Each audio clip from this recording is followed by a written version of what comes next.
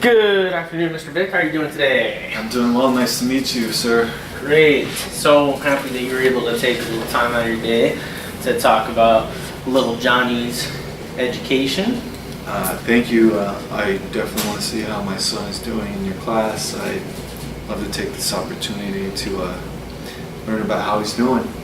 Great. Yeah, well, that's what we're here to talk about. And first of all, I just want to let you know that Johnny's done really well interacting with the other students in the class and seems to have good relationships with them, and he does a great job contributing to the whole atmosphere of our classroom. So I've been seeing substantial progress from him throughout the semester, and one of the areas that we focused on was in reading. So I want to see where he's at with his reading and where his strengths are and maybe some areas that he can improve. Okay.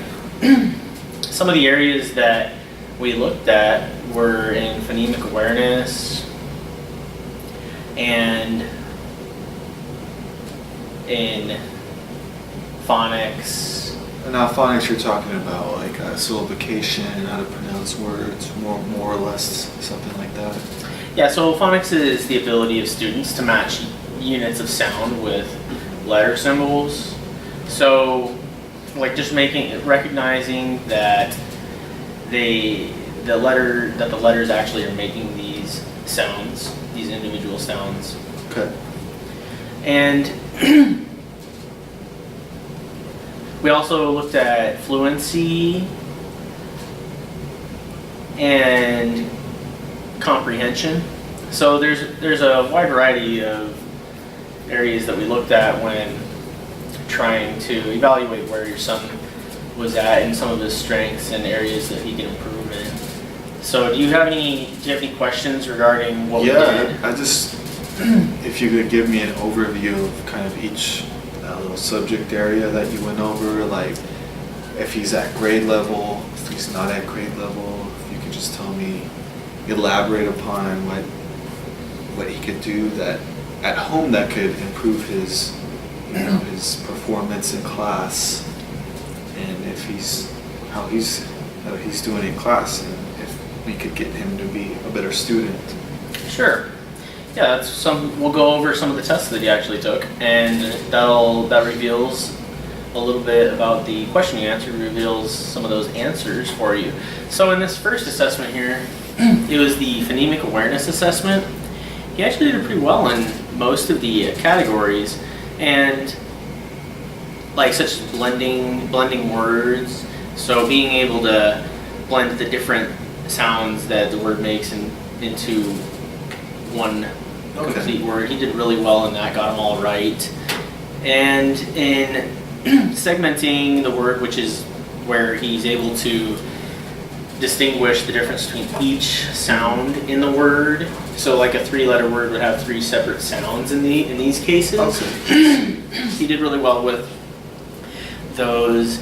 The last word, pop, he didn't separate. He wanted to say the whole word instead of making the sounds of Okay, each I see. letter. So you're breaking it up because pop is P and then the O and the P rather than all of them combined. Yeah, and the sound that they all make. But I'm not too concerned about that one. I think he did just fine. If there was one area where I looked at that thought maybe Johnny could improve in, it would probably be in this phoneme deletion stage. And what's that about? So, like, in this case, what I asked him to do was I would say a word and then ask him to tell me the same word that I said, but without the first sound or letter in the word. So, for instance, if I said hand, an appropriate answer would be and, because you leave out that first sound. Okay, I see. And he got a couple of those right, but he did miss 3 of them. I think that perhaps this is because he's looking at the whole word. He's able to read that, but I think it's important for him to be able to distinguish that there are separate sounds throughout the word. Absolutely. Because that's going to prepare him to be able to say these longer words as he gets ready to head into 2nd grade and so on. It's gonna help him with his reading as well. Absolutely. I see what you mean. So the next area that we looked at was in phonics.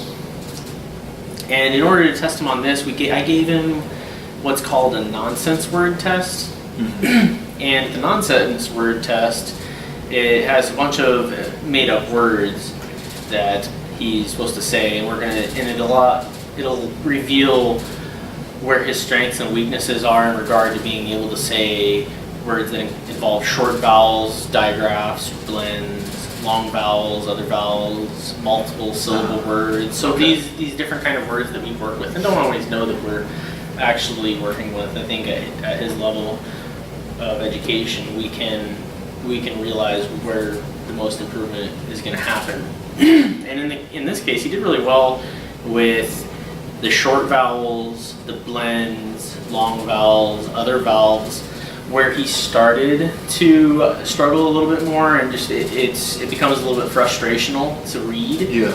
Is words that have multiple syllables. Of course. And he's still young, so obviously we can't fault him for not knowing them all, of course, but I do understand how he could have a little trouble with that. Yeah, so like you're saying, and to elaborate on even that, multiple syllable words, I think that we can expect that kids are going to start really grasping that ability and being able to do that at a second grade level. So I believe that as far as these are concerned, and as phonics are concerned, he's on track in the first grade level. But just to get him further ahead, perhaps it would be good for us to work on, developing his ability to say multiple syllable words, and looking at how that might be able to be done.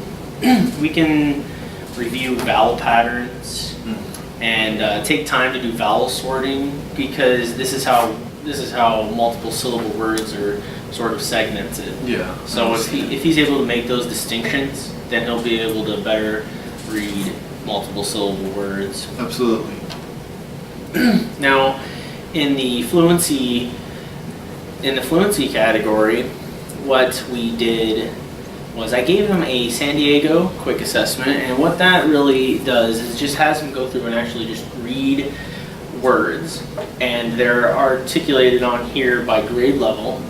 So you can see that all these checks are words that he was able to say correctly, and if he has any X's, that's where he struggled with saying the word. So he's doing really good in the pre-primer, primer, and grade 1 words. So, he's in grade 1, and this is about where I expect him to be, because he made minimal mistakes in the grade 1 level. But at the grade 2 level, you can see that he's starting to struggle a little bit more with those words. Yeah. As we would kind of expect. And whenever I looked at the words, I also realized that he was able to get most of these single syllable words correct. In fact, all of them.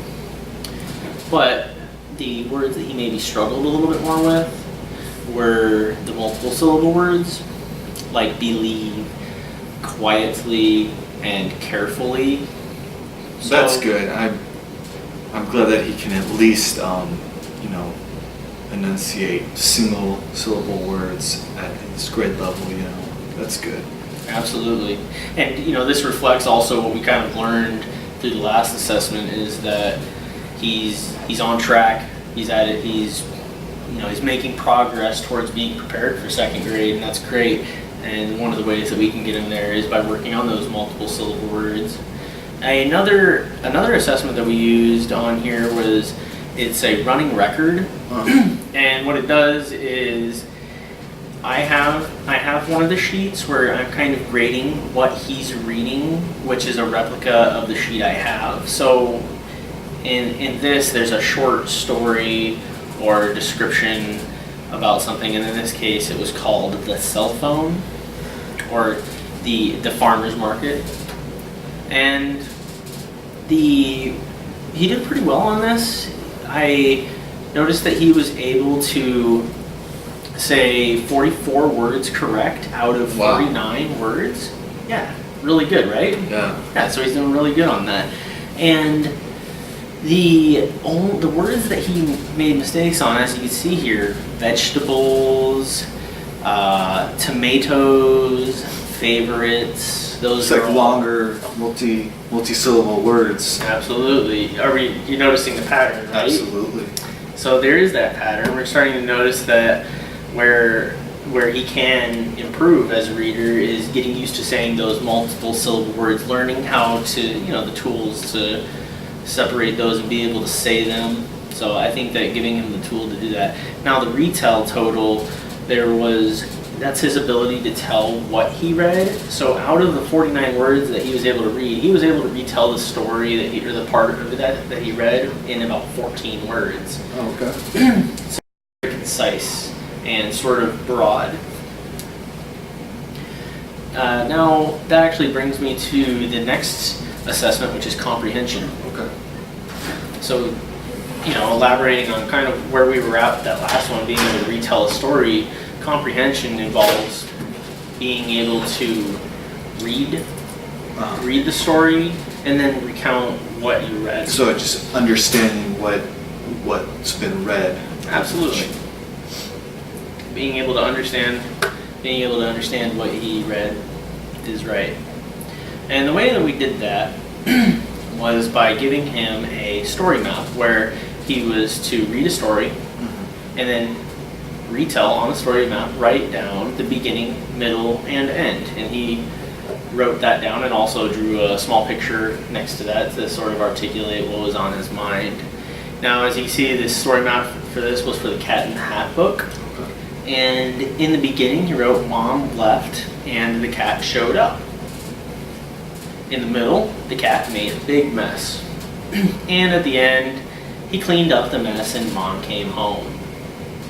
And so he was able to decipher the beginning, middle, and end pretty accurately.